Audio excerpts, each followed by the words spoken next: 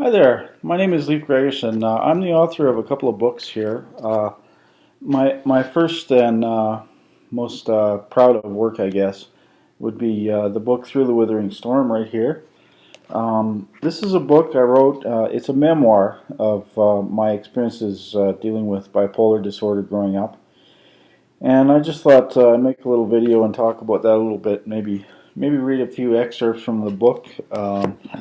Just quickly, I thought I'd just put in a quick plug here for my other books. Also available in the same place on Amazon.com is Green Mountain Road and Selected Stories. This is if you get this version here, it'll definitely be the one that's been updated and all the errors taken out.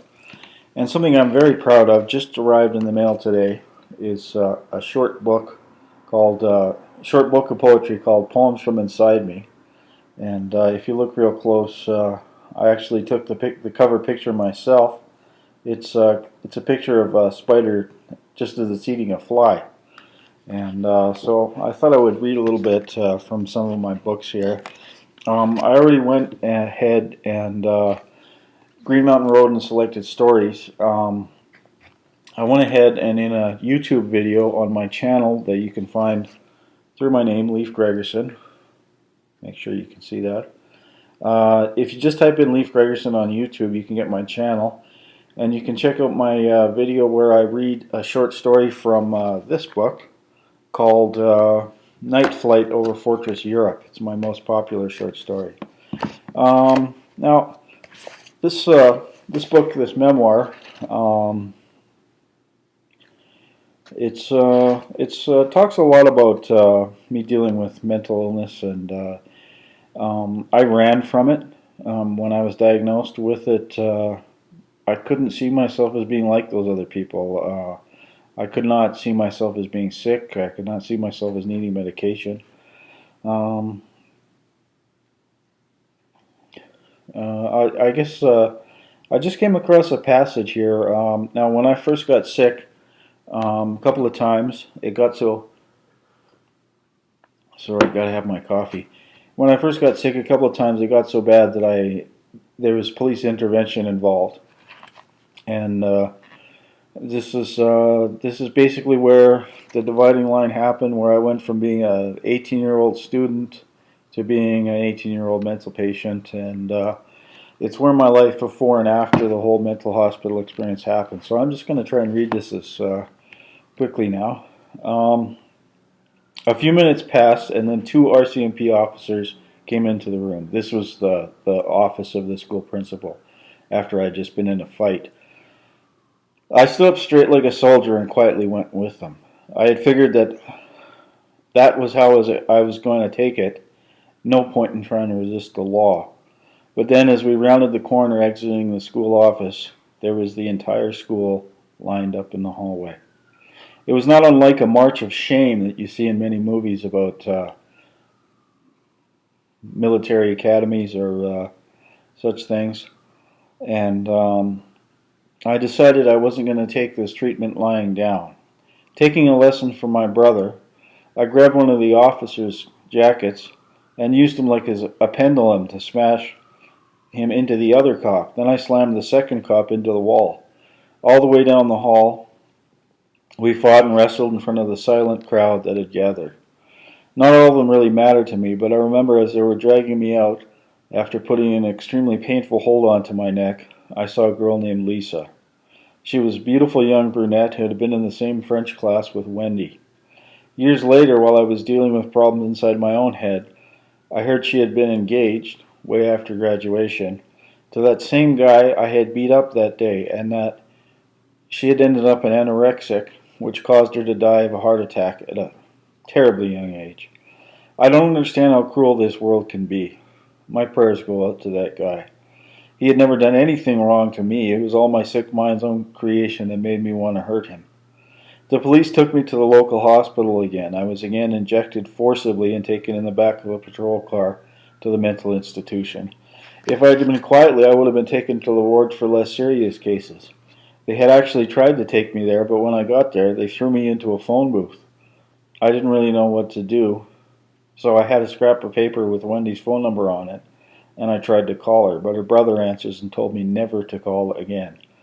I forget what happened from there, but there was some screaming and more manhandling of yours truly, and I was brought back up to 9B South. I ended up spending a long time in that ward because I was really a mess. I was battered and bruised and now a heavy smoker and even less compliant than before. I didn't think he cared much at all, but I was told by my brother-in-law that my dad was very traumatized by all that was happening to me. Amazingly, no matter how much we argued, how much we got angry at each other, my dad felt that it was just a teenage phase I was going through. I found out later that every day I was in the hospital, he had an extremely hard time talking about me and was often found crying his eyes out. He visited every day and was a tower of strength when it came to dealing with all the stuff he had on his plate. At the same time all of this happened, my mom was attending university and also ended up getting very sick. I can only imagine the turmoil my dad was going through at the time. That's I just want to see if I can quickly find this one poem I wrote. I wrote it for Father's Day, and it actually got published in a local newspaper. Here it is. I'll just send this. I'll just send this out here quickly. Here it goes. My father's strong hands. Strong hand that had faced many years. Strong hands wiped away many tears. Until he passed 70, I never knew my dad like I should. I had taken his love for granted, didn't think that we could. Could become friends and share many things, like the joy that a granddaughter's love often brings. We could share the best coffee, a movie, a book, pass a well-dressed woman, and both take a look. It's terribly sad my mom's been gone 4 years already. When it happened, I never thought my dad's hands could be steady. But he held us and spoiled us, and somehow we came through. Myself, when the loss came, I didn't know what to do.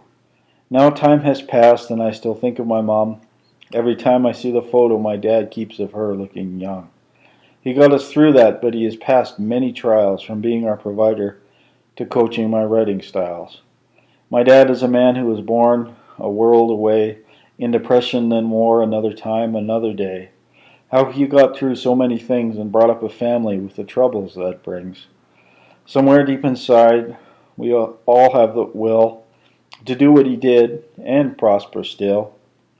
But my dad did it not for a reward here or up above. He did it all simply out of love. So look to your sisters and parents and friends and ponder what will have meaning near your end. Will you have the love to carry your whole life, to hold together your loved ones no matter the strife? That's one of my flagship poems from that book there, and I hope you can get a chance. It's $4.95 on Kindle and $14.95 to order the whole collection. Yeah, not a whole lot else to say. Basically, my book talks about the journey I took from being diagnosed mentally ill to dealing with all the hardships. Manic depression is a very, very nasty illness to have. It can make a person talk fast one day and maybe feel depressed another.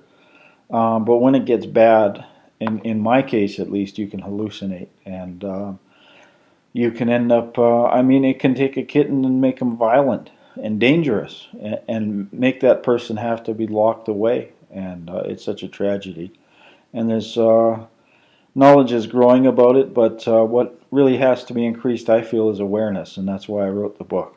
And so I hope you can have a look at it. And once again, I'll just put that by you one more time.